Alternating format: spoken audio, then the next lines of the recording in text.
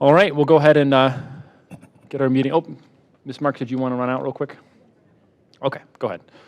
We'll just get some of our initial business out of the way here. We have the minutes from the last meeting to approve, so we'll call this meeting to order.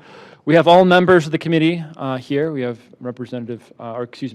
Councilman Bullock and Councilman Baker, as well as many members of the public. Thank you so much for joining us. We have one major item on the agenda tonight, and that is hearing the resolution that would set up or make permanent our climate action plan.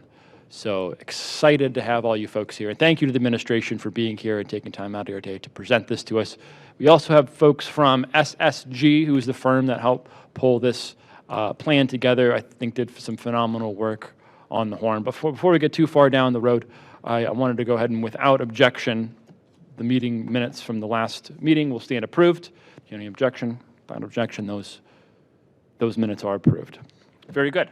So, with only one other order of business, I'll go ahead and turn it over at this time to the administration. The order of business today will be administration will have about 35 to 45 minutes to present this along with SSG, the consulting firm who's on Zoom. Thank you for joining us. Then we'll have some questions and comments from my colleagues. And then we'll open it up to public comment at the end. We'll have some substitutions and some potential amendments and things like that. So, take it away, Mr. Leininger. Good evening, Mr. Chairman, members of the committee. It's a great day in Lakewood to be here finally to talk about a climate action plan, something that's been talked about for many years over administrations, over different task force, over different groups. Seeing some of the people for the first time since a lot of this was done over Zoom during the pandemic. It's nice to meet you in person for a handful of you. But it's a really good day for us to be here and have the final document in front of us this evening. Mr. Chair, as you shared, joining us this evening is SSG, our consultant that's been on this project. They've been with us since day one, and this is really the culmination of about a year and a half of work. We've actually had a couple of different project managers on our side come and go with Caitlin Milius, Amanda Kramer, and both sometimes going back and forth as we had two babies born during this process with Violet and Jonas joining the world during this process. But nonetheless, this is the city's vision for how do we achieve resiliency, how do we become near net zero by 2050.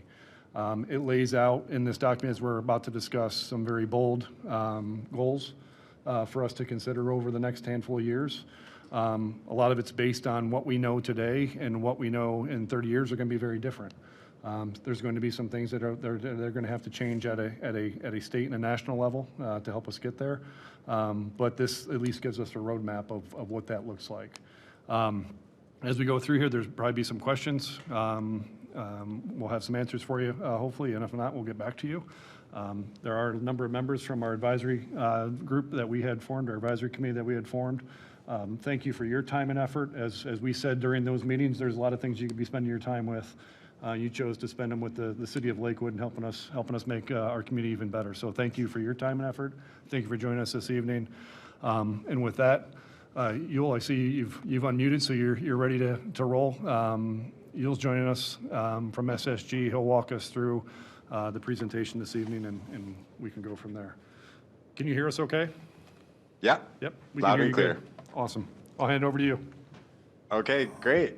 Well, thank you very much. I'm very pleased to be here tonight. As you mentioned, it's been a long journey, and I think every step of the way has been accompanied by the COVID pandemic. So it's been a unique process that we've been through, a fully virtual endeavor to create this climate action plan that you see before you today.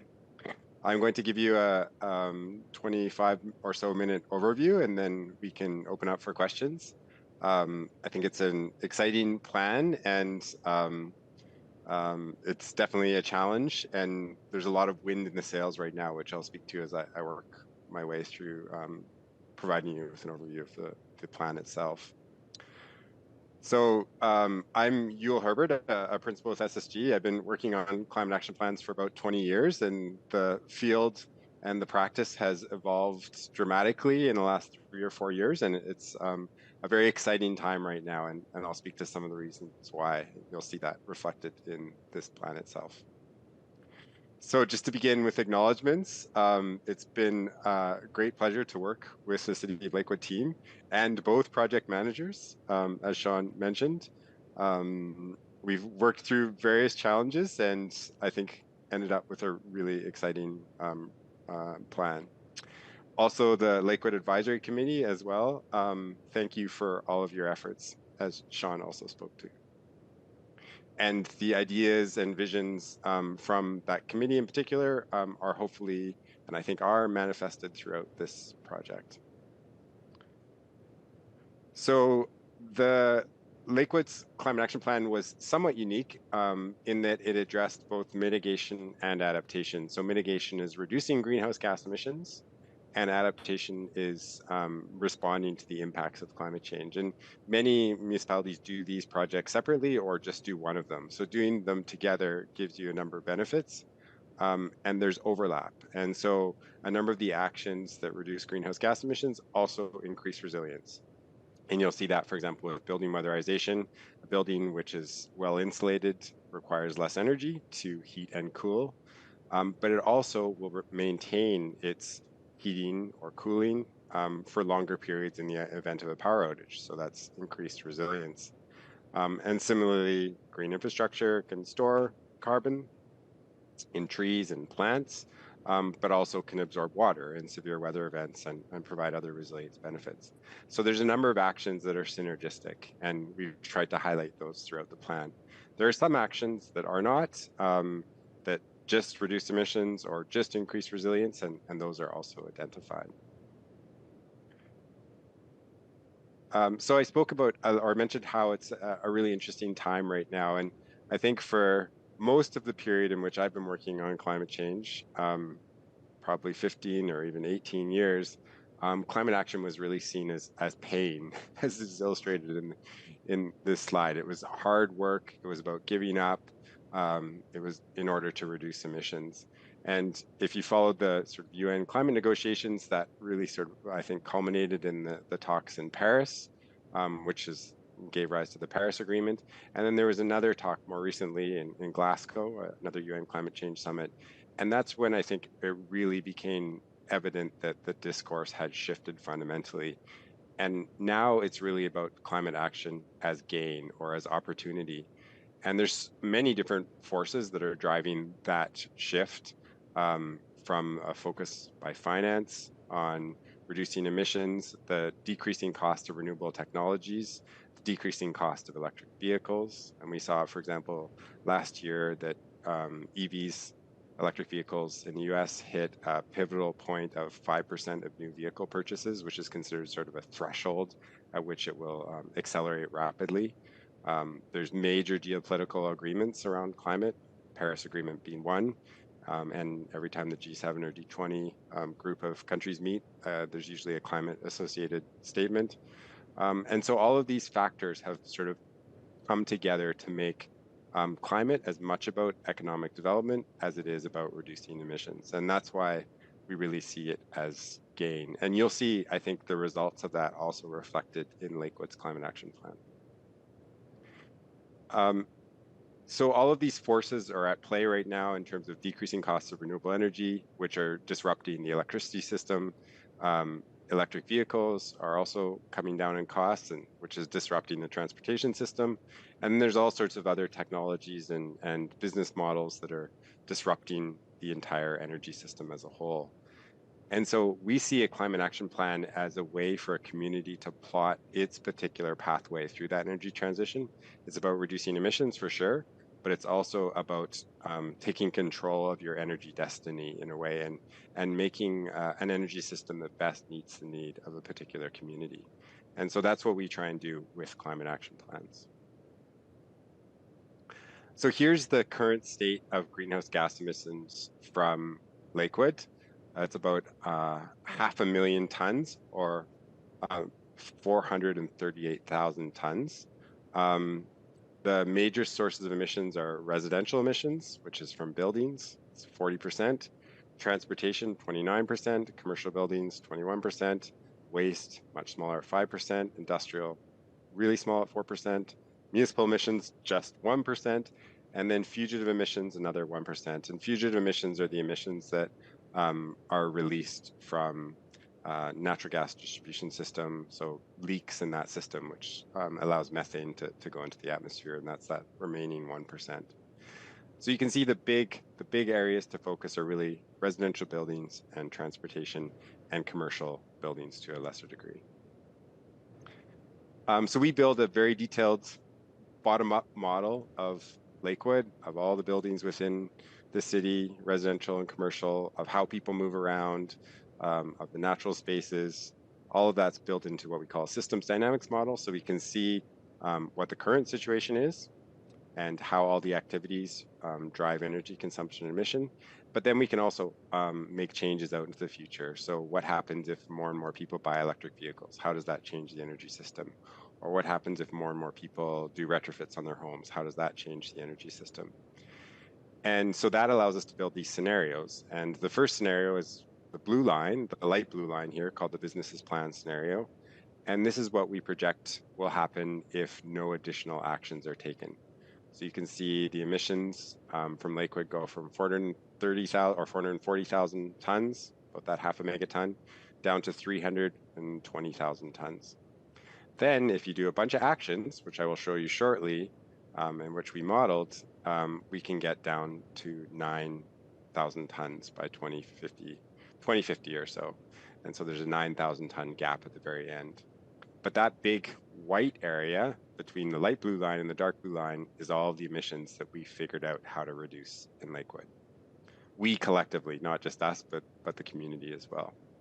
The shaded area under the dark blue line is the remaining emissions. We call that the carbon liability or carbon budget. And the goal is really to, if wherever possible, to squeeze those emissions out of the system even faster than is represented here. So how do we get there? So in the community engagement process that we led in conjunction with the city, we identified a number of different actions. And this is from a summary of the ideas that we encountered in that engagement process. From transit to net zero vehicles, to retrofits, to walking, cycling, active transit, to increasing renewable energy, and so on.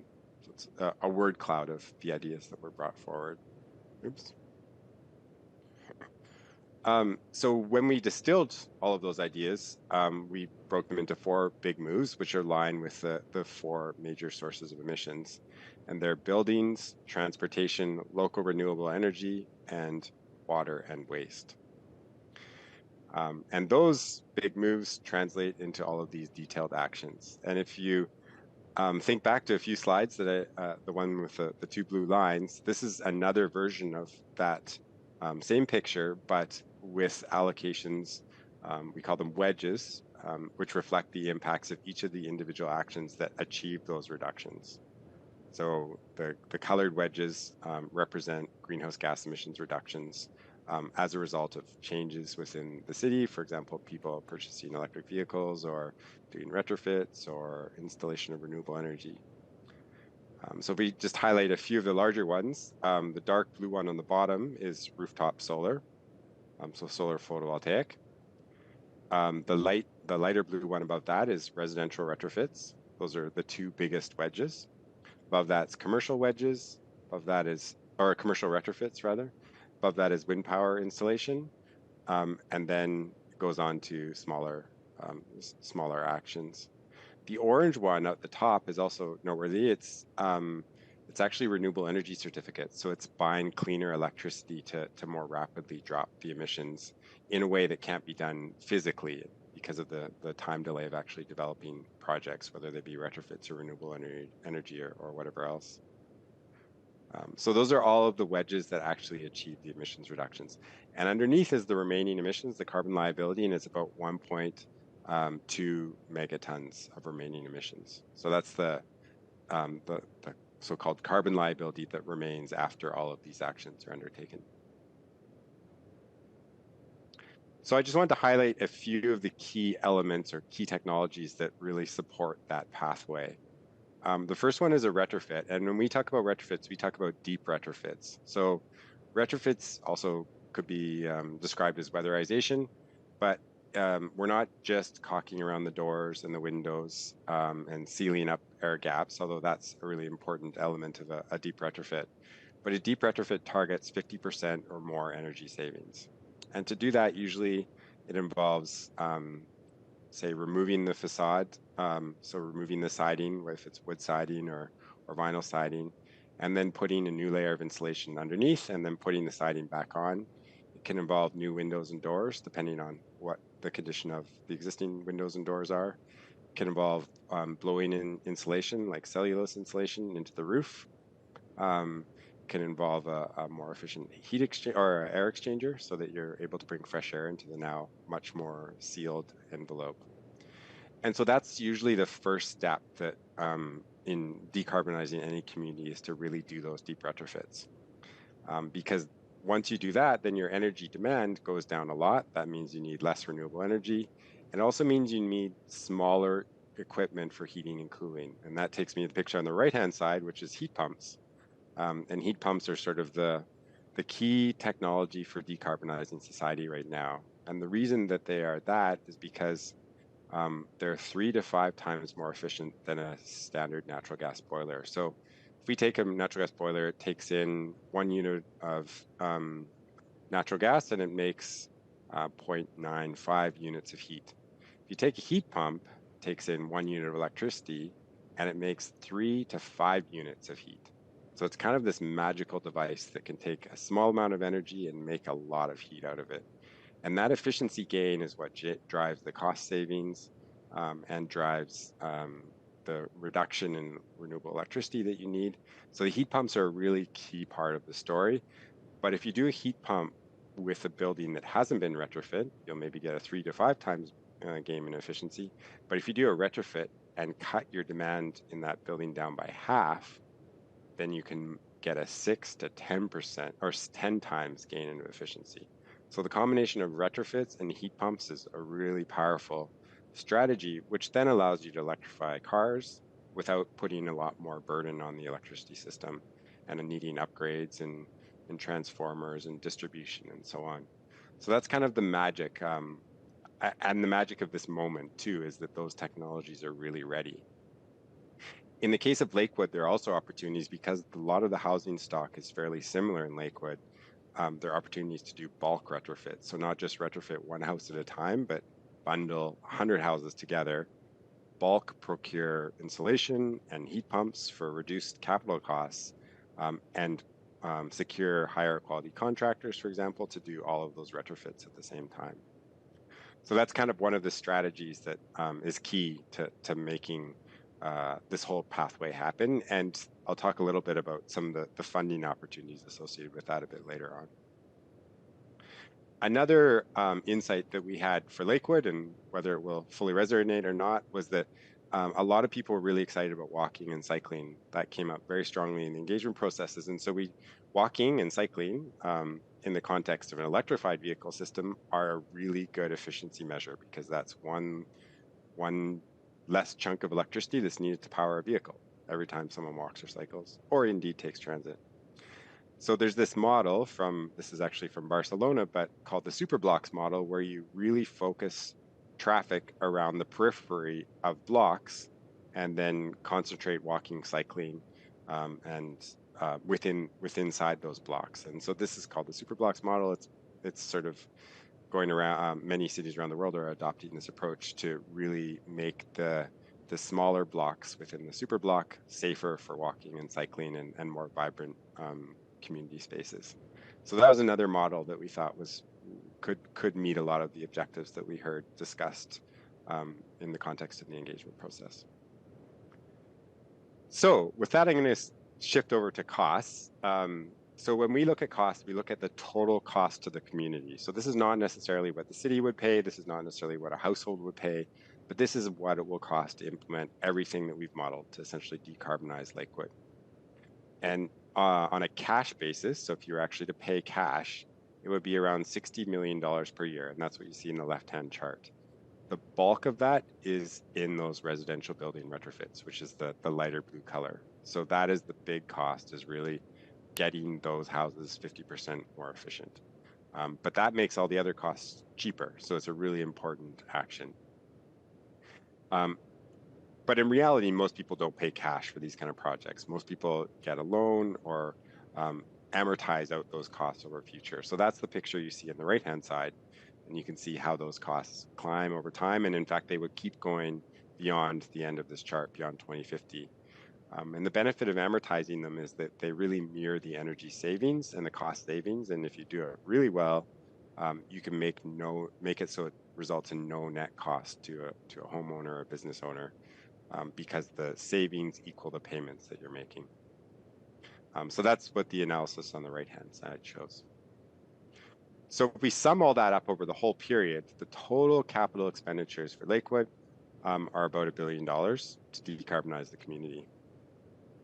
So that sounds like a lot. That's over a 30-year period. So it's actually not that much for a community of 50,000 people. It's well under 5% of total expenditures on energy-related capital. So that's houses, buildings, cars, and so on. So that's what the total number would look like. And we do this to show what the net benefit is. So that $1 billion is offset by a bunch of operations and maintenance savings, and mainly that comes from electric vehicles, because electric vehicles cost a lot less to maintain than gasoline or diesel vehicles.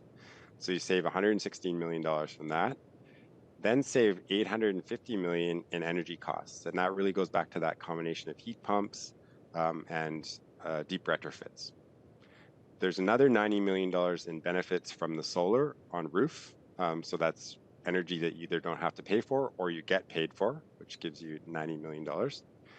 And the net result is savings of $54 million. So I think this is really neat in a way. Lakewood decarbonizes and it saves money. That's the essence of this story. There's a big capital cost for sure to mobilize the finance to make it all happen, but there's a clear net benefit to the community of decarbonizing. And that's a story that we're seeing playing out more and more and more and more of these projects. It used to be that it would always result in a high net cost, and it's like, how in the world we ever finance this? But now it's really shifted so that it's actually savings for the community. That's not the end of the story, because I don't highlight it here, but there's also another benefit in terms of reduced damages from climate change. These don't just play out to Lakewood, but also beyond. And if you add those in, it actually goes down to minus 340 million. But in terms of hard, cold cash, as it were, we have the Inflation Reduction Act. And this is a really transformational piece in terms of the financing of Lakewood's Climate Action Plan. We have mapped out a number of the funds from IRA directly to the actions that we've identified in Lakewood. And there's actually many more funds than we've included. We've included primarily the ones that give direct benefits to households. So for heat pumps or retrofits or solar. And when you do that, the benefit actually goes down to negative $340 million of savings. So it starts to become extremely compelling to make all this happen. It's not to say it's going to be easy to make all this happen, and there's many, many, many other challenges, but it is pretty exciting that the financial one is not one of the biggest challenges anymore. So that's a real sea change. And part of Lakewood's job, potentially, is to really make sure that every person in Lakewood who could or would or might be willing to take advantage of the IRA funding gets it. And I learned yesterday that there's no cap on IRA funding. So if every single household in Lakewood wanted to max out its IRA potential funding, they could. They just need to get going and get it done. And that would mean that everyone could get retrofits, heat pumps, and solar panels, and electric vehicles. Of course, they need to. The IRA doesn't cover the entire cost, but it definitely is a very significant help. So what does this look like in terms of household costs? Right now in Lakewood, people spend around $3,000 on electricity, gasoline, natural gas, diesel, and a little bit of ethanol, which is mixed in with the gasoline. If this plan were implemented, that would fall to about $500 per year. And that is really a reflection of the efficiency of the electric vehicle, of the heat pump, and the retrofits, and also some solar generation. So it could have a massive benefit for people's household expenditures. And we looked extensively at equity as part of this project, and you'll see it threaded throughout the project. And one of the challenges with the energy transition is that it is capital intensive. And so that means that a lot of the benefits go to those who have access to capital. So we did look at implementation strategies that can provide opportunity for a broader array of the community to access those investment opportunities. And one of those is a renewable energy cooperative, which has really taken off in Europe and also parts of the US. And there's a long historical role that cooperatives have played, rural electrification cooperatives in the US, but more recently renewable energy co-ops also are growing. And you can have a very small minimum investment in renewable energy co-ops and do very large projects. So it's a really interesting model that can help decarbonize the electricity system, but also enable more people to participate in those investment opportunities.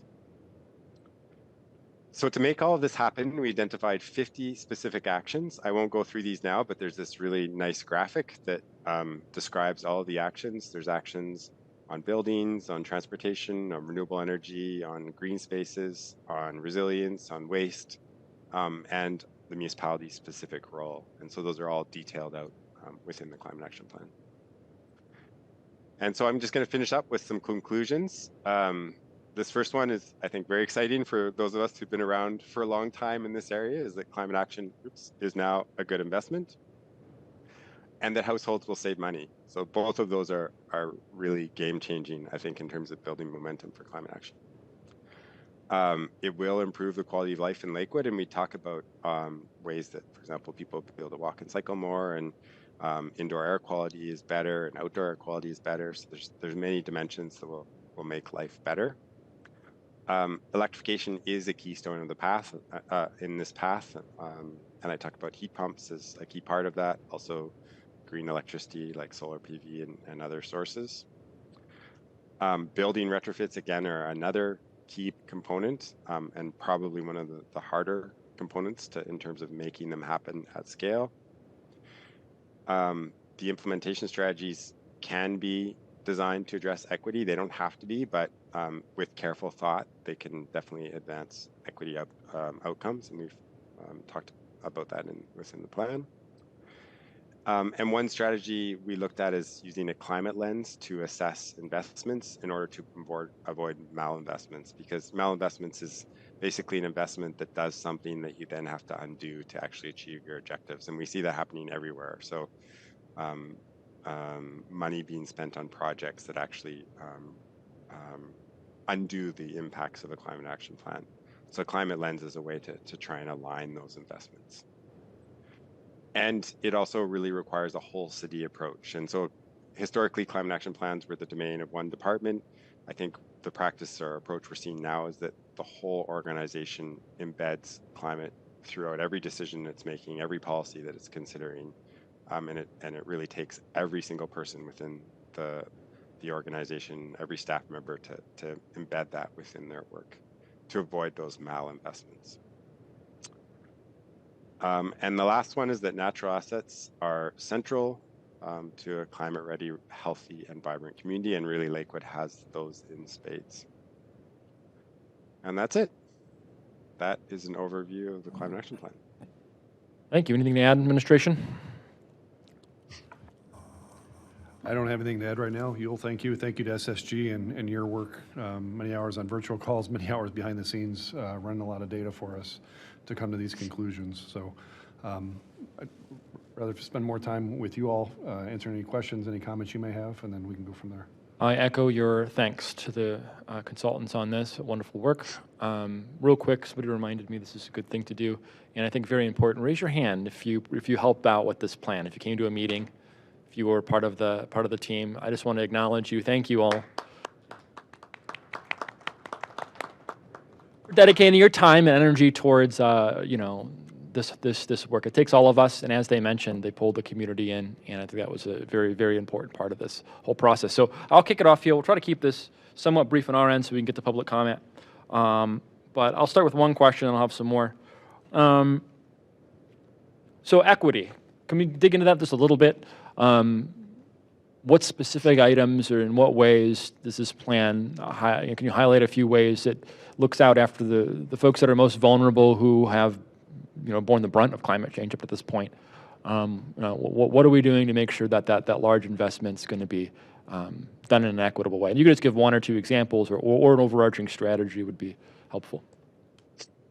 Yeah, so I think one lens that we try to emphasize is the lens of energy burden or energy poverty, and that is a real challenge for a number of households in Lakewood, like in any community, which means that people are having to make decisions about, do we pay our utility bill, or do we pay for our kids to participate in some activity, or even do we purchase food? So those kind of really brutal trade-offs that some families are forced to make. And so a key thing is directing the benefits of decarbonization to those households, and that means identifying those households and working with agencies who already have communications with those households to, for example, IRA has accentuated funding for different levels of incomes, and so making sure that those, like a role for Lakewood is to make sure that those households can maximize those benefits, which then will decrease their energy costs and provide them with a more comfortable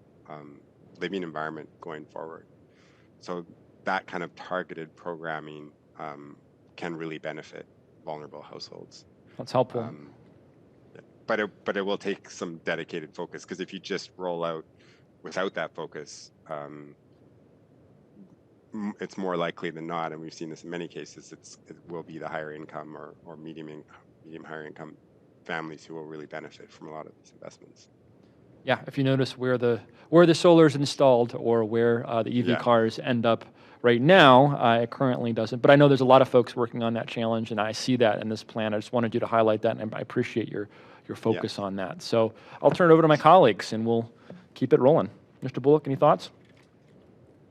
Yes, thanks, Mr. Chair. Thanks to you and the Mayor George for partnering with City Council on this, and to the experts, and especially, we've got so many super qualified and committed citizens in Lakewood. Per capita, our leadership that lives in Lakewood and leads the whole region is through the roof. And as usual, the citizens answer the bell. So I'm really thankful to those on the formal advisory committee and everybody who put in comments. So this is a great, ambitious, comprehensive plan.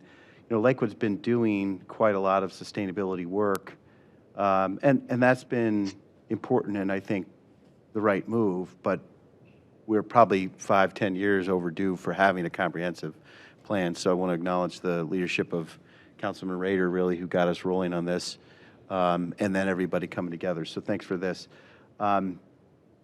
So there's a million things to say. A couple of questions for our presenter, just the clarifying questions. First of all, I'm going to look at my screen, but I don't know where I look to see. How do I say your name? Yule? Mr. Hebert? Yeah, Yule's perfect. Great. So the presentation you gave us was focused, I think, on the residential building sector, correct? There's still commercial, there's still the transportation. Probably the transportation is a big one. We didn't talk about that in tonight's presentation, correct? Yeah, not as much. It's certainly in there. Both of those elements are a component of the analysis. Okay, so we'd have a whole nother presentation to focus on each of those segments and sectors if we had time tonight, right? Well, the costs of both transportation and commercial buildings are included in the financial analysis. So I didn't speak to the actions within those sectors, but I certainly can talk about those. Could we, whoever's controlling, I don't know if that's Maureen or Yule is. Yule, could you go back to the slides where we had that financial analysis so we can just see what we're talking about? So that slide you just passed, this net present value negative 50, so 54 million positive, is that an annual, by the way? No, that's over the whole period. Cumulative. All right, so we're 54 million, not billion, right? 54 million to the positive, and potentially 342 million to the positive if we fully leverage the IRA, the federal tax credits and various categories of federal assistance. And you're saying that this calculation includes all those sectors, not just residential housing, which we spent a lot of time talking about tonight, but the whole reach of the proposed climate Yeah, mitigation that's plan. Okay. Yeah. That's helpful to know. Thanks. On the wedge slide, if you could back up to the one with the colors, and I'm sure the color slide, you can appreciate my technical vocabulary. All of these different colors together add up to the potential carbon emission mitigation. Now, if we overlaid ease of implementation and cost on these, what would the world look like? And you've already answered that in part. You're recommending strongly that the first step is the light blue because that drives everything else. But if, there's probably going to have to be a pretty thoughtful logistical discussion about how we would make that lift citywide to our, what is it, 13 or it's 13,000 housing units in the residential sector. We've got 27,000 individual units, but 13,000 different structures, I think, somewhere in that order, okay? So that's not small, and it's at least on the scale of the wastewater treatment sewer project that we've been talking about for some years. I love the ambition. Are there any low-hanging fruits that are quick, easy hits on this color slide, one of these wedges? And if, maybe we can talk about it a little bit tonight, but that's I think a helpful piece of information to understand as we contemplate driving forward on starting to make progress, right? Where are the easy wins that are cheap, turnkey, affordable? Maybe there are none, but that question comes to mind. Yeah, I think that's a tricky question because we have a long history of really targeting the low-hanging fruit. But the disadvantage of that approach in the efficiency world, that's been the paradigm that utilities and regulators, utilities commissions and so on have applied for a while, is let's hit the low-hanging fruit. But if you do that, it just means the harder stuff get harder and harder and harder. And also, if you take a different approach, you actually bundle some of the more cost-effective stuff with some of the less cost-effective stuff, then you can get something that's still cost-effective, but get some of the hard stuff done at the same time. So I think that's the opportunity at this moment, particularly given the IRA funding, is if you can really bundle a bunch of stuff that might be more expensive with some stuff that saves more, then you can get a good package overall, but get a lot more done than you would possibly get done otherwise. And yes. Go ahead. Sorry. Go ahead. Yeah. Yeah. I don't know if that worked. I just tried to drag something over into the screen here. It did. We have it. But in the report, there's this thing called the marginal abatement cost curve, and it shows the emissions reductions, how much emissions reductions you get from each of those actions sideways. So long means more emissions reductions, and then it shows if you save money or cost money. So if it's negative, it saves money. And on the next page, I think, if that works. Oh, no. There we go. If it goes up, it costs money. So that really allows you to map out which actions are going to cost money and which are going to save money, and also which ones get the most emissions reductions. Okay. So that's on page 51 of the report. Okay. So that's a really useful tool to do exactly what you're talking about. That's great. And you're educating me, I think, that in this case, thanks to some of the really wonderful new federal tax credits and other incentives, that maybe we've got to flip our traditional thinking. In cities, we traditionally are on belt-tightening mode. We're doing the low-hanging fruit, just like others, and we do what we can do, and we get through progress as quickly as we can, kind of building small ball to bigger stakes. Sounds like in this case, the successful path might be to flip that thinking. We have to go big. It might be easier to go big financially and in terms of implementation, because this gets me to my next point, which and this will be my last one, Mr. Chair, is if we're talking about, we are talking about private property, which means you're dealing with a lot of different people, a lot of different knowledge levels, a lot of different financial circumstances. There's going to be a huge range of personal ability to plan and implement, much less finance all of this. So there's going to have to be some solution to that. And just for, I work in this stuff, and I don't know how to fully maximize the Inflation Reduction Act, the IRA. I would need an easy 1, 2, 3 guide. Yeah. And have to study it and work on it. And I have the feeling that there's going to be need for educational, on a repeated, sustained basis. We're going to need contractor trainings, because I might be the superintendent of my home's remodel, but I'm certainly not going to be the guy that installs it, or gal that installs, So this is a whole new way of thinking, and it's encouraging to hear that there is financial basis for getting started on it.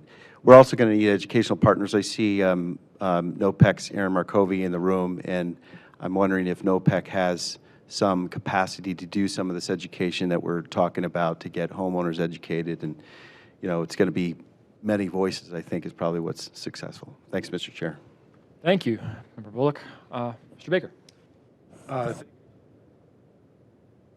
Thank you, Yul, as well. Thank you to the members of the public, particularly the ones that served on this committee. Dug into the report today, was really interested, particularly in some of the stuff that Councilman Bullock was talking about, and I think it's going to be incumbent upon us in the administration, working closely together, to kind of give some information to the public, because to Councilman Bullock's point, this is not easy. Even I'm a lawyer, and understanding some of the tax implications and how it rolls out is not terribly easy, and most of these reductions, right, 40% are going to come from people's homes, and so how do we do that?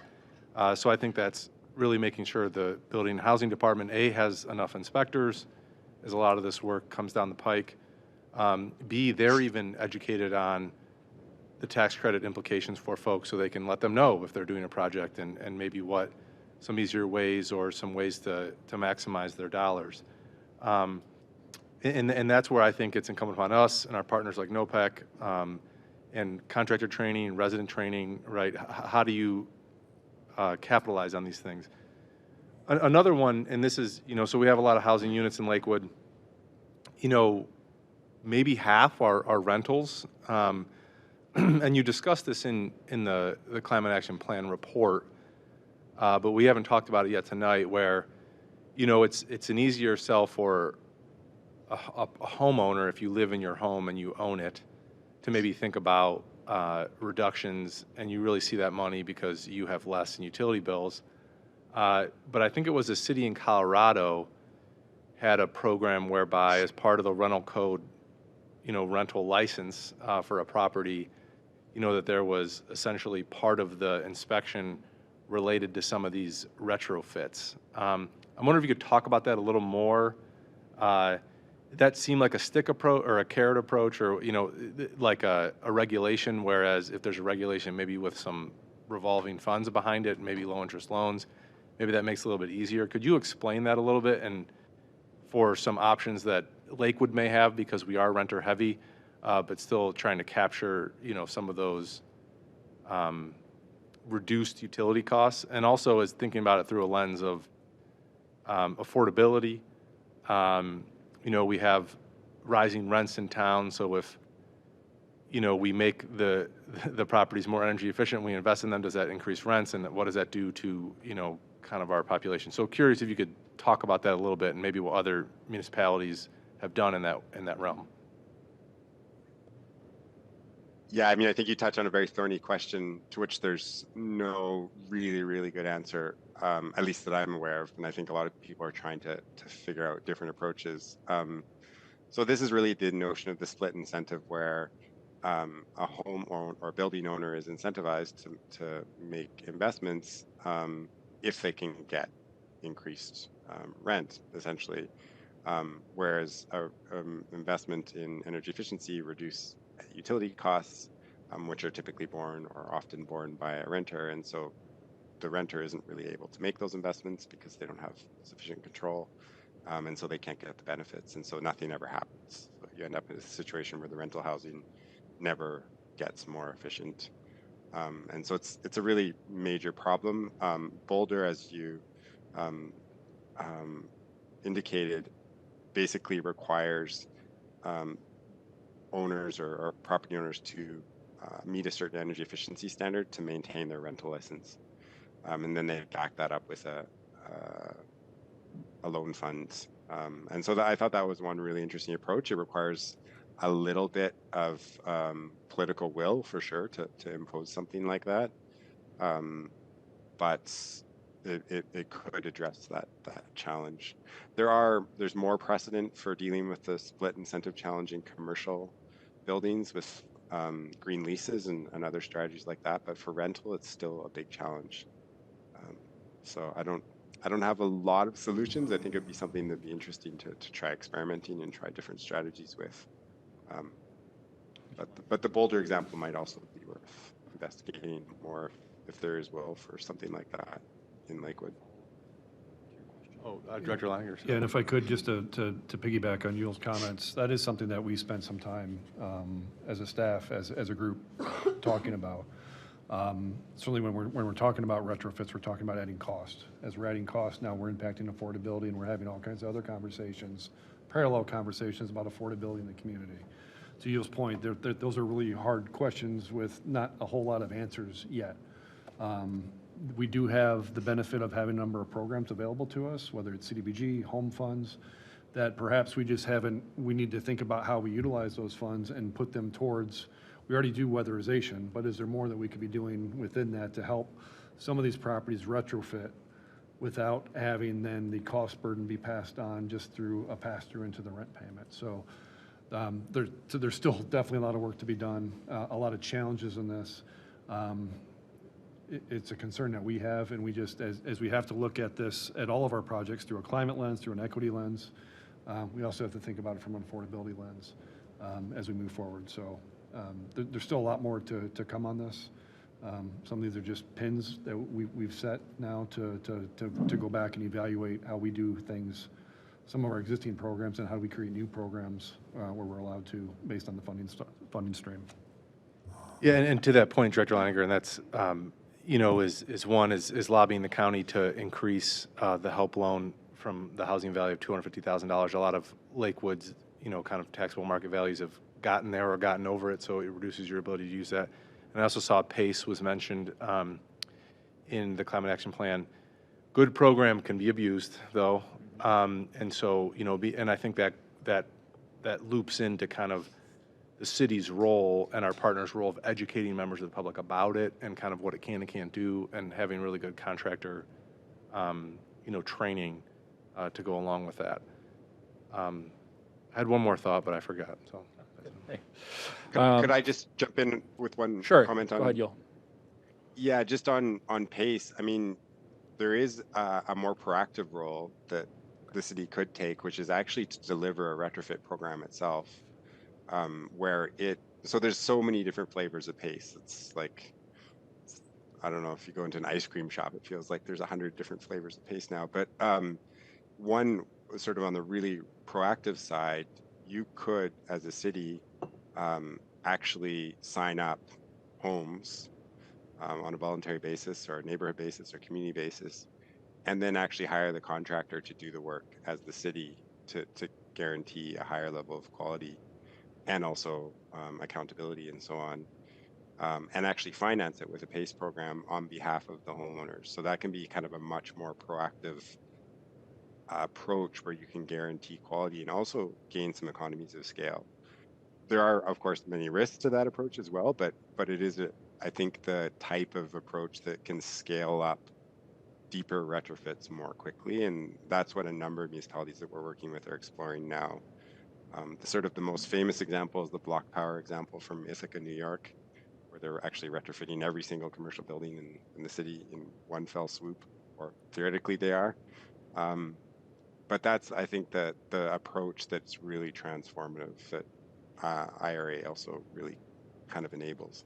There'd be a lot of logistics and a lot of quality control and a lot of contracting and everything else to figure out, but that is a paradigm that would be interesting to explore. Thank you, Yul. Did your question come back to you? Yes, thank you, Mr. Chair. Briefly, and I don't know that this has a great answer, but a lot of homes in Lakewood are heated by boiler heat with hot water boilers. So I'm curious, is a heat pump, would you just have to take that out and then put in ducts? It's very technical, but just curious as to how that would work. Well, interestingly, actually just in my own home, we just installed a hydronic hot water heat pump, and it's even more efficient than the air source heat pumps. They're very standard in Japan. There are very few of them in North America yet, but they're starting to come.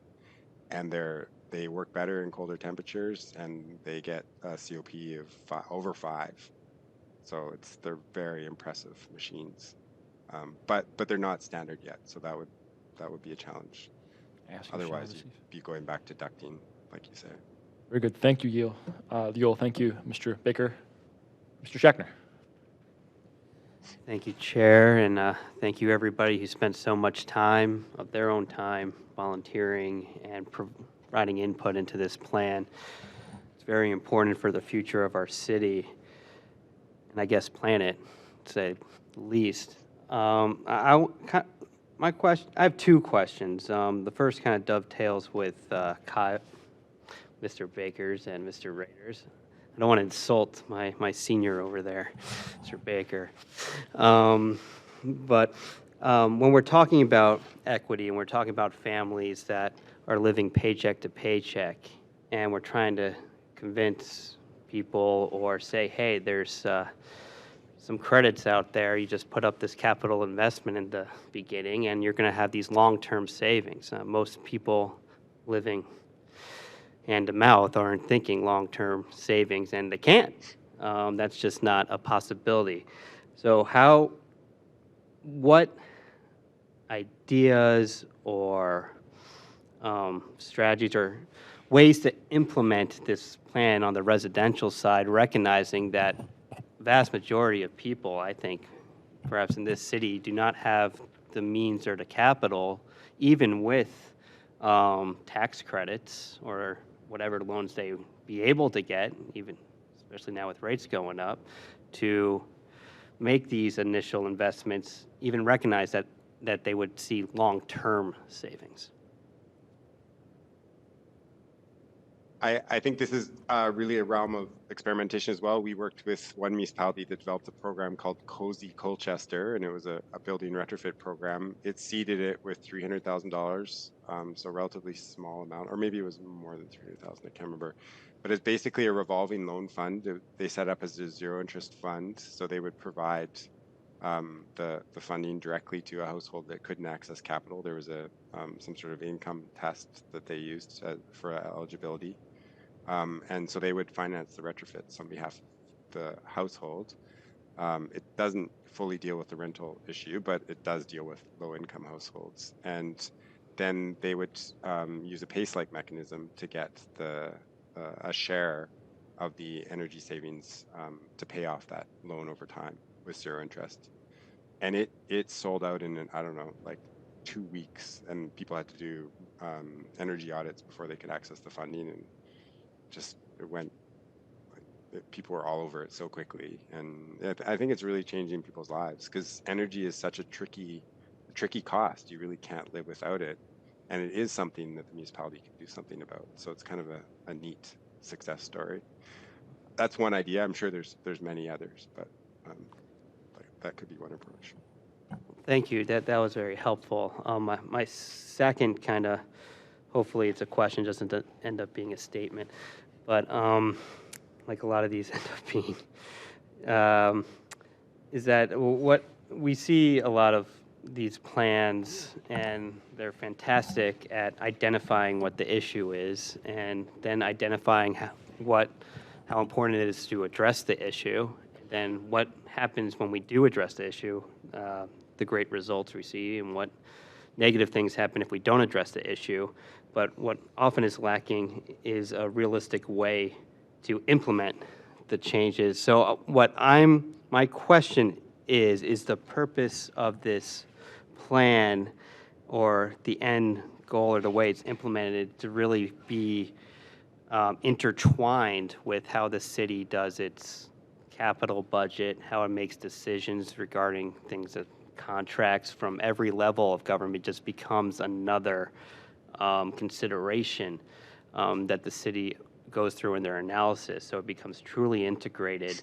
Or are we looking at this as the climate action plan as something separate where the city is going to work to develop certain programs, somehow gain access through those programs through grants or through general funds being shifted to fund those programs, or finding some partners to fund them? Like, what is the, I guess that goes to Mr. Leininger, in a way of how do we see implementing this plan?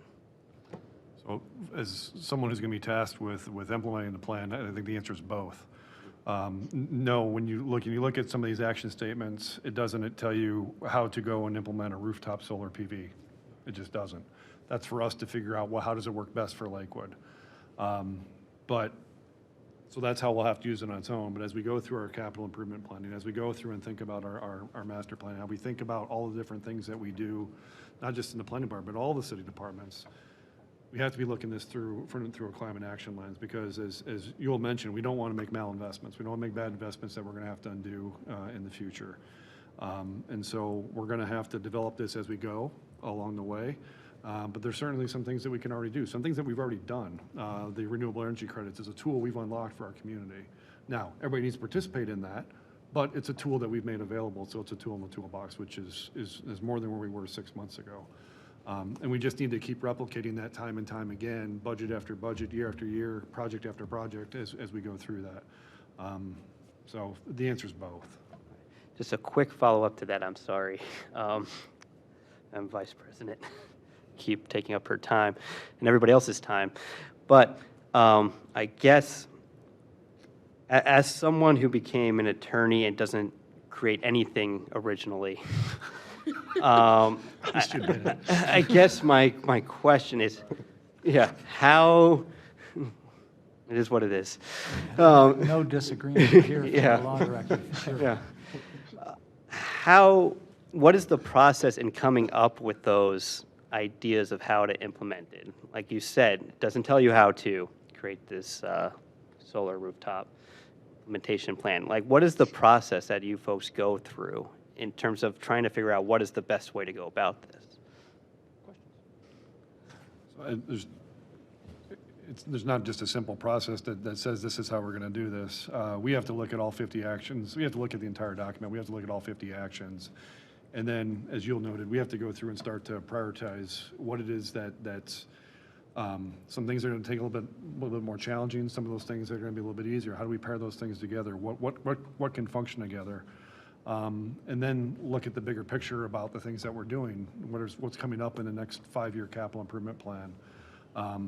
What grants are out there? We spend a lot of time on the phone with Macaulay and Associates going through, or Macaulay and Company, going through and trying to understand what resources are available to us. Because we'd rather grab a hold of some of the synergy that's already out there and kind of ride that wave than try to have to go uphill against it. We need to get our arms around the plan too. We need to figure out how we incorporate this into everything that we do. We need to incorporate it into our jobs, and how do we all become responsible for it, and really start to work through it from that vantage point. This is the roadmap. There's a lot of different ways when you put in a destination on Google which way you can go to get there. We just need to figure out which way we're going to go next. It's going to take some time. I know this is a 2050 document, but there's a lot of things that we can't do without help. We talked a little bit about building codes already. Our hands are tied when it comes to building codes. The state dictates our building codes. We can't just go and mandate heat pumps for every residential unit. We can incentivize it, but we can't, the state doesn't allow us to go and regulate it. So there's some things that we have to, as we go through and figure out how we grab a hold of this and incorporate it into those. It just becomes what we do every day. It becomes part of our business.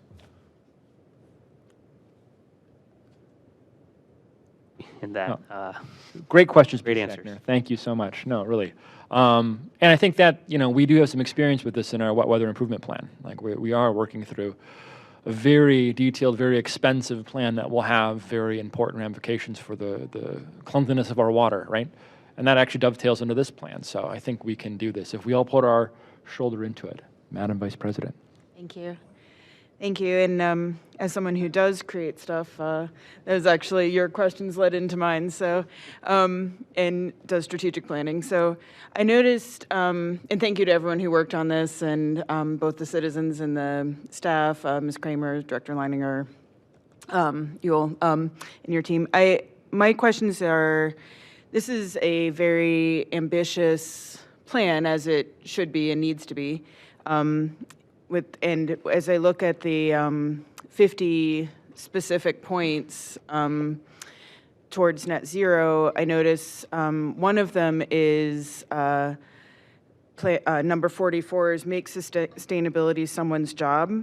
And when I think about that, it can't really just be someone's job. We've been talking about helping homeowners figure out how to make these investments, apply for things, implement them, protecting and growing cities' green infrastructure, natural assets and spaces, building a zero-emission fleet, avoiding malinvestments, which means auditing everything we do in the city, essentially, so we're not just doing business as usual.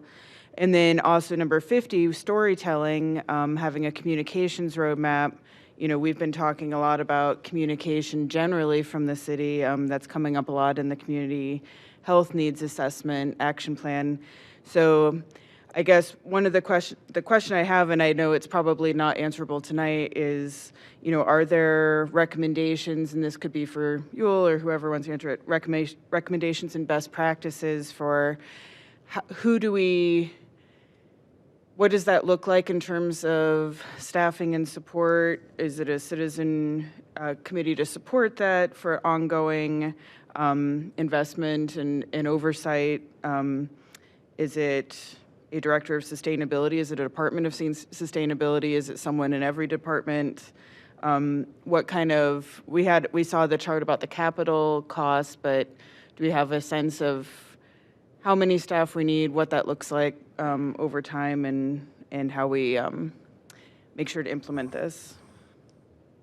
So from a big picture, the mayor and I have started to have conversations as to about how do we take and incorporate this into how we do business. And yes, number, what was it, 44 says make sustainability someone's job.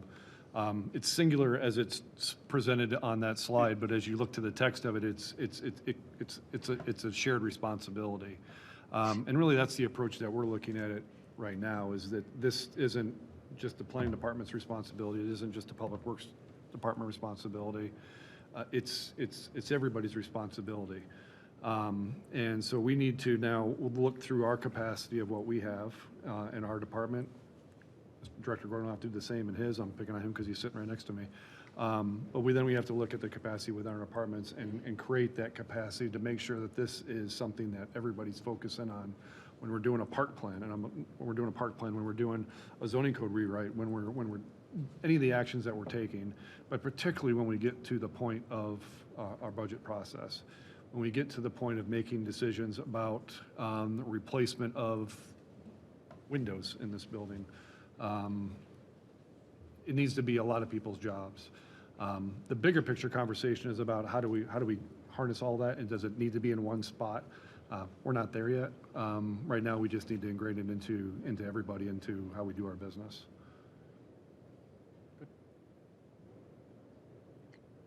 I'm just going to follow up a little bit with that. Is so, if you don't mind, is in terms of that. Yes, it needs to be part of everyone's job, sort of like accessibility needs to be part of everybody's job and everything else. But if we don't have a person or people specifically making sure that this is happening, this is a huge plan. And also in terms of how much of this, a huge part of our impact is in the residential, which is going to require a lot of education and communication to lift that part of it. And so I just want to come back again to, thinking about how we work and all that. And I don't have the answer, and I don't expect you to have the answer, but I think that needs to be a continuing conversation and making sure that we're budgeting for the people we need to do this job. The planning department already is stretched pretty thin, for instance, and actually most of our departments are stretched pretty thin. So we want to make sure that we actually have the capacity to make sure this happens.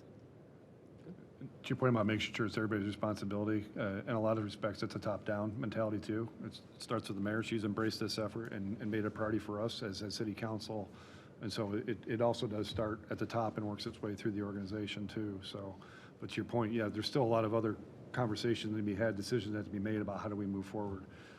Anytime we talk about staffing, we talk about that very seriously, because that is an ongoing cost to the city, maybe a worthwhile cost, maybe something we need to talk about. But have we maximized our resources internally is where we usually start first, and we need to do that, and we can make some decisions on how we move forward in the future.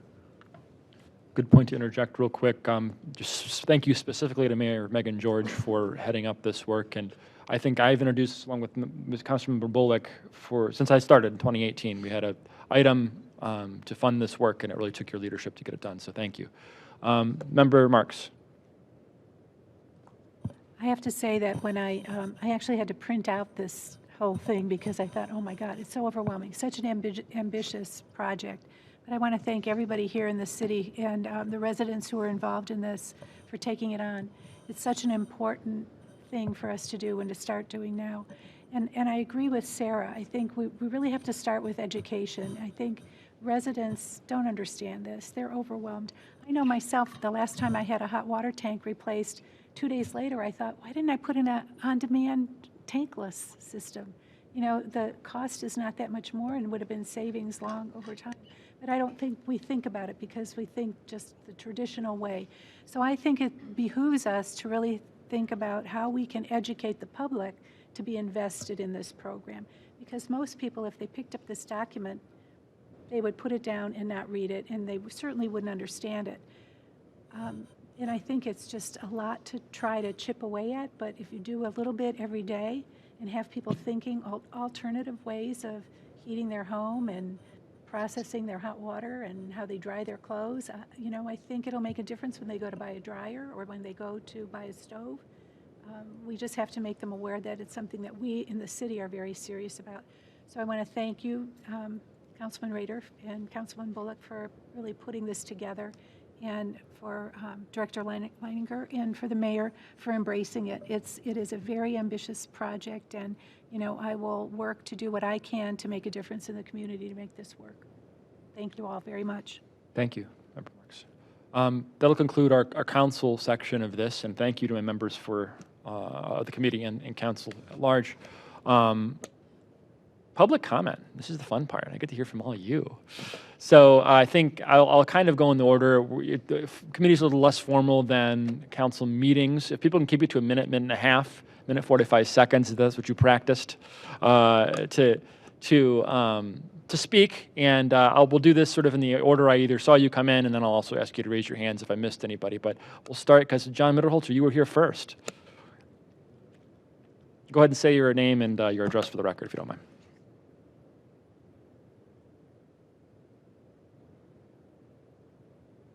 Sorry. 17-year resident at 1498 Rosewood. I'm really here to enthusiastically support the Climate Action Plan.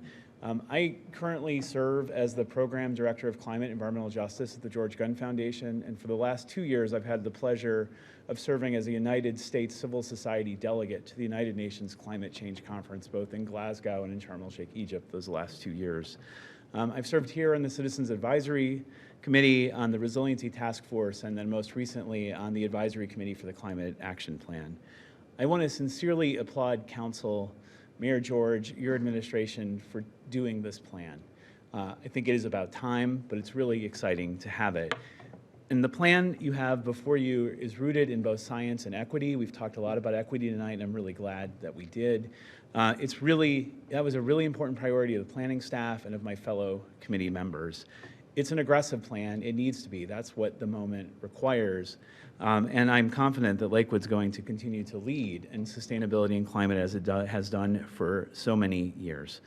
I think the most important part of this plan is what we talked about. It saves Lakewood residents money. And I don't think that that is always really well understood when it comes to climate action and climate planning. And I think that's really important for us to understand. I really appreciate Yul and his presentation in talking about that. This plan is aggressive, but it shows that you can be both aggressive, address climate, and save residents money. And overall, it adds to our quality of life here in Lakewood. And I think that's the most important thing for all of us to think about. Finally, in my quick comments, we've mentioned the Inflation Reduction Act. There's never been a better moment for this city to lead the region than now. The federal government's looking for leaders and they're willing to pay them. And there's actually a moment in time for us to be able to quickly implement this plan with the federal dollars that are on the table, both for the city and for those of us who are residents. So it's a great moment in time to pass this plan, to begin implementation. And I'm eager as a resident to help the city implement this plan. Thank you. Excellent. Thank you, Mr. Mitterholzer. Gentleman in the gray cardigan. What's your name again? Yes, you. If you'd like to speak, this is you were the second one in the door, so I'll give you the opportunity.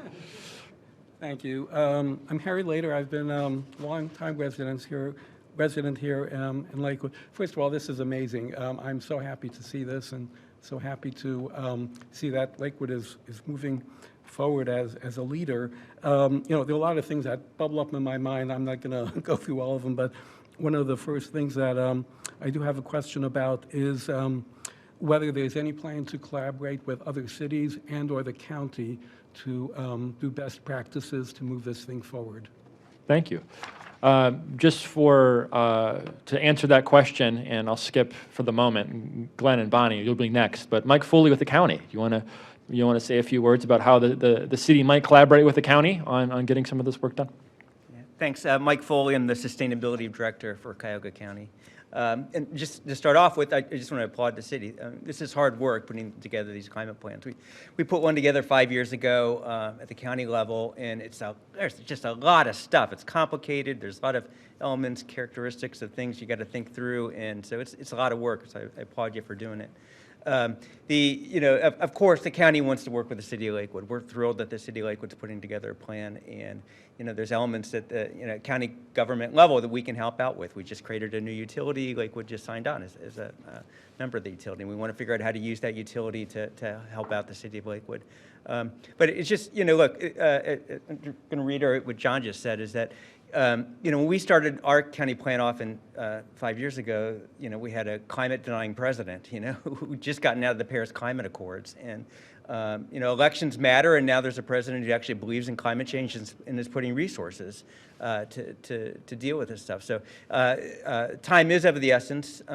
And the county is we're right now in the middle of we're going after a $60 million grant and another $1 million grant. And there's a lot of dollars out there that I think that we can help and we can work with the city of Lakewood on and trying to draw down in order to help out the residents of the city of Lakewood. So we applaud you. It really is important. This issue is not going to go away for a while, right? We're facing a warmer, wetter, wilder weather world, right? And so it's the 5 W's. I've been calling it the 4 W's, now it's the 5 W's.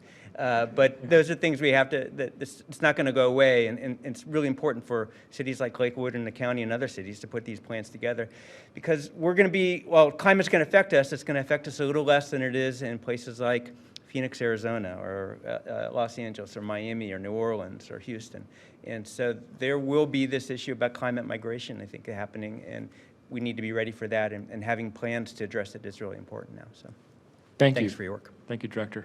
And yeah, I think being a leader too regionally is important. So not only can we gain from leveraging other cities, we can be a leader to show other cities like Cleveland and the region how to, we have as many EV chargers in Lakewood as does Cleveland, municipal EV chargers. So we can certainly lead the way and lead by example. So Mr. Campbell, would you like to speak?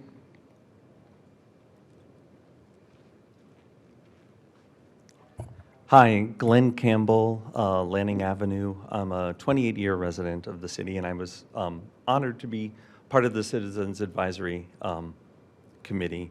I think that John captured my sentiments perfectly, so I'm not gonna repeat all of that. I just want to say this is a gratifying moment. I thank the city government for helping make Lakewood a leader in this area. I remember it was about 4 years ago. Some of you folks up there were, we talked about passing the resolution, the climate change resolution, and this is an important step toward that. But it's just one step, and there's a lot more work to do. I'm impressed by the questions I heard up there tonight. I share all those questions. I'm very supportive of this, but gosh, is this an undertaking? And so I want to just advise you to keep the citizenry engaged. There are a lot of us who want to continue partnering and being supportive, and so I'd like to see another Citizens Advisory Committee that actually can kind of get our hands dirty a little bit and help out with some of this stuff. And I want to urge you to do whatever you can to help with the financing aspect. I think Yule's depictions of how the costs seem so daunting up front, but if you look at them over time, this is a cost saver, and we really need to message around that. It is a cost saver, and it's a cost saver before the average person appreciates. So thanks again. Thank you, Glenn. Bonnie, Jean? Okay. Cindy, were you here to say anything? Okay. Jay, I saw you walk in next, and Diane, you want to come sit? Okay. I wasn't planning to, but sure. All right, come on up. So this is impromptu. So for myself and my wife, who was here, and our almost 2-year-old son, and for our unborn son, who will not be here until October, we just want to let Council know, and Mayor George, thank you all for the work you've been doing, and to reiterate how important it is that we take this plan seriously and that we vote to approve it. We're all varying degrees of old here in this room, some older than others, but when we think about climate and action plans, we really have to think about the young people who are inheriting all the mistakes we've made up to this point. Let's have them inherit some good decisions that we make too. So again, thank you all for all the work you're doing this, our public servants, for all your leadership and support. And like Glenn mentioned, let's keep the citizenry involved. We all want to get our hands dirty and work together to make real solutions here. So Jay Gitshaver, 2067 Lakeland Avenue, Lakewood resident for 10 years. Thank you. Wow, well done. Well put together there at the last. I saw Aaron walk in, and then there's some folks I don't know, but we'll ask you to raise your hands if you want to come speak next. So thank you, Aaron. Certainly. Good evening, everyone. Aaron Marcovi with NOPEC. And although I'm not a Lakewood resident, after hearing this, maybe I ought to be. We really want to applaud the work that goes into it. As you know, with NOPEC, we are very, very proud. Lakewood is a community of ours that is extraordinarily special. We're very delighted to not only supply the RECs to the community, which is important, but also to be able to recognize Lakewood's efforts through things like our Green Ribbon Award, which carries with it various other grants and rewards that Lakewood is entitled to. But more importantly, even beyond all of that, we realize that Lakewood is truly a leader even up to this point. If nothing else were to happen with this plan, Lakewood would already be a leader. And the fact that you guys are embracing this and going forward with it is really kind of just so encouraging and uplifting. So whether there's a way for us to be able to continue to help, our mission is to aggregate, to educate, and to advocate. And along those lines, we have many educational tools at your disposal. We do run a PACE program, a commercial PACE program, which, to your point, Councilman, there are a whole host of issues, albeit mostly in other states, with the PACE issues. And in Ohio, it's second in terms of PACE volume for lending only to California on the commercial side, and it's being done very, very well. So we would certainly love to investigate that and encourage Lakewood's business community to join several others in the Northeast Ohio area to be able to participate in the PACE program. In addition, USDA funds are being brought to bear. We now have a new fund for energy audits, which I feel are going to be extraordinarily important to be able to get this plan off the ground. And we are here for the citizens of Lakewood to be able to make them not only aware of these things and educated, but also to try to help facilitate heading towards that new energy future. So thank you all very much for your work on this. Thank you, Aaron. Thank you, NOPEC. Michael Fodor, I see you're here if you would like to speak, but again, I'll ask for folks who want to talk, whom I don't know, to raise your hand, and you'll have the opportunity to speak next. Thank you, Michael. Yes, thank you. Michael Fodor, 1439 Riverside Drive. You know, I'd like to echo a lot of what has been said already. You know, I've been a member of the Lakewood community for almost 6 years. Had the pleasure of participating in the Resiliency Task Force and then also serving on the committee for this plan here. This is a very exciting moment to see, you know, the results of this plan. And, you know, just for me, many of you have heard me say this in the past. You know, I moved to Lakewood with my young family a few years ago. One of the primary reasons I did so was because I know that this community values action on this issue. This community is a leader on this issue. So in terms of continuing to attract and retain residents long into the future, you know, I think having climate action as a priority is crucial. So I'm very excited, very thankful for council support, administration support, and thank you. Thank you, Michael. Would anyone else like, welcome, Council President. Nice flowers. Are those for me? Oh, all right. There's a couple in the back. I know I saw you coming towards you, and you're not going to speak. Okay, that's fine. Anyone else? Yes, please, come on up to the mic. I'm trying to keep it as in order as you arrived as I can here. I appreciate it. Say your name and address for the record. Hi, my name is Karen Naeem. I live at 2132 Clarence.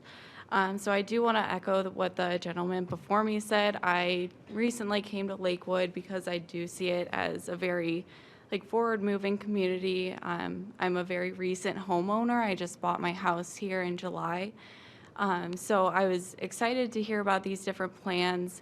Definitely a little bit overwhelmed just about the idea of the bigger projects like the installations, doing solar projects, things like that. But I do think that this would be a really good opportunity and a push for people like me to get involved in the bigger plans and to have funding to do that. So I really support this idea, and I'm glad to be here. Thank you so much, and welcome to Lakewood. Anyone else want to raise their hand? Anyone else want to speak? We have a couple more minutes here. Yeah. Oh, yes, we have some e-comments. I don't have those in front of me. Madam Vice President, do you want to list off the members there who gave comment and if they're in support or against? Sure. We have comments from Angela Yeager, Steve Burns, Elena Statue, and thank you, John Mitterholzer, and all, all in support. Good. So we have 1, 2, 3, 4 messages in support. What were you going to say, Mr. Baker? Yeah, thanks, Mr. Chair, for one last, and I forgot to mention this earlier, but Amanda Kramer and the Planning Department have been helping on our Soul Smart designation that we went forward with last year, but mainly in having documents ready, public-facing, that folks can really understand how to do solar in their own homes or their businesses. And one last edit that I will do with Haneen and Amanda is to add in at least some links or information about IRA opportunities for folks to get money back as part of this. So stay tuned, and that should be exciting for members of the public as we're coming on the construction season in the summer. Thanks. Mr. Bullock. Thanks, Mr. Chair. First of all, nicely conducted meeting. We covered a lot of ground, and you've done a very nice job of inviting public comment. And thank you to members of the public for being here, because it does help and matter. Plus, on something this important and complex, and frankly, 98% of it is private property, so 98% of the work really is going to have to be done with and together with the private property owners in the community. We need you. So I have one comment, one question. The question is mechanical. So I think we have some legislation tonight which contemplates approving the plan. The plan is big. It's many parts. It extends for many years. I suspect that the true answer is this is an initial roadmap that points to a living strategy and or living document. So, rather than try to propose dot the I on page 28 and cross the T on page 29 type edits, maybe we could dialogue a little bit about how you in the administration view, updates. It's possible that we would want to revisit this document in 2 years and 5 years, et cetera. How does that all work? And then I have just one final observation. Yeah, no, I think that's a great question, and something that I'd written down is like, what's next? I think some of us got to that point with education and all kinds of things that we're going to have to do to implement this plan.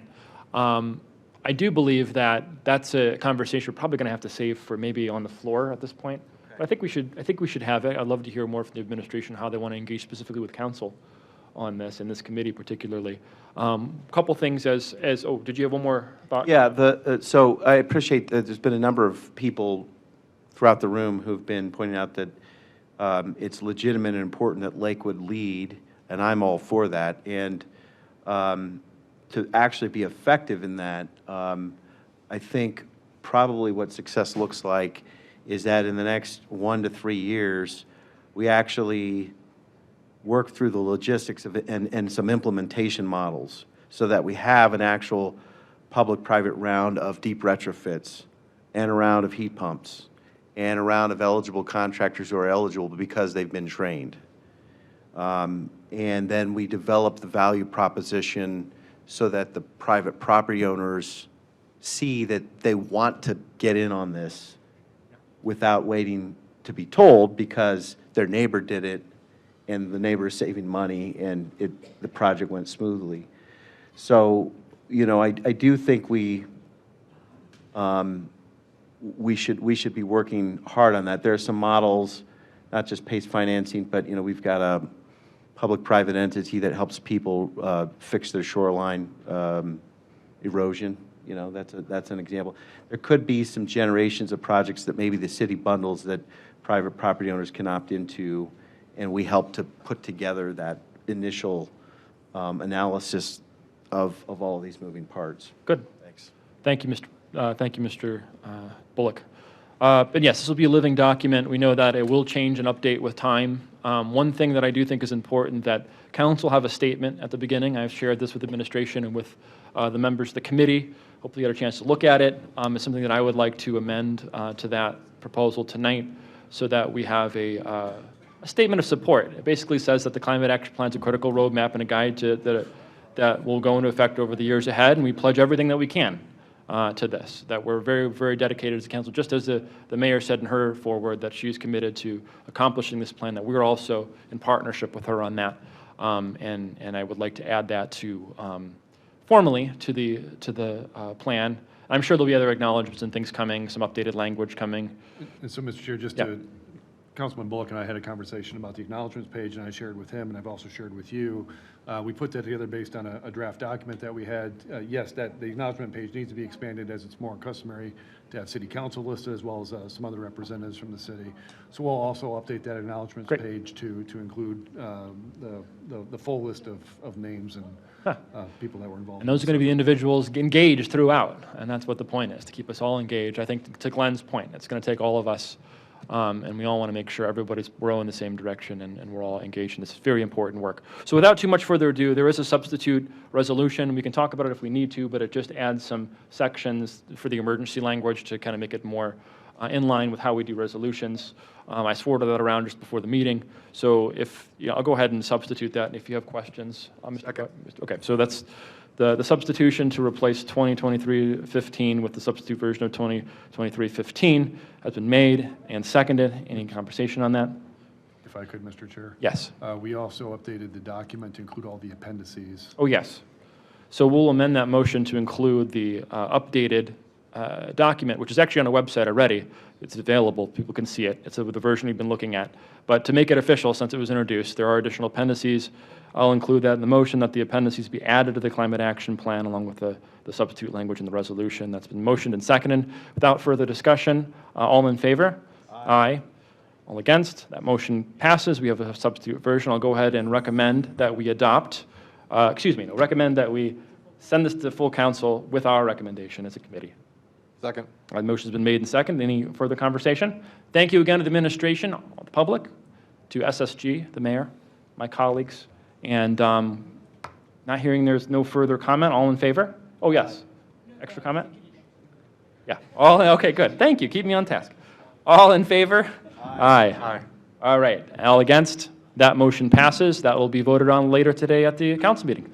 With no further business before the committee, and it's a little bit after 7:30, we'll adjourn. And I think just in a few minutes, we'll start our full in 5 minutes, we'll start our full council meeting. Thank you all. Ewell, thank you for the time this evening. We'll be in touch. As you heard, there were a couple of amendments that we'll have to put in the forward section, but Amanda and I will work with you. We'll get that over to you tomorrow. So thank you so much for you and your efforts and the entire team at SSG. It was fantastic. So thank you so much. Awesome. Congratulations. All right. Thank you.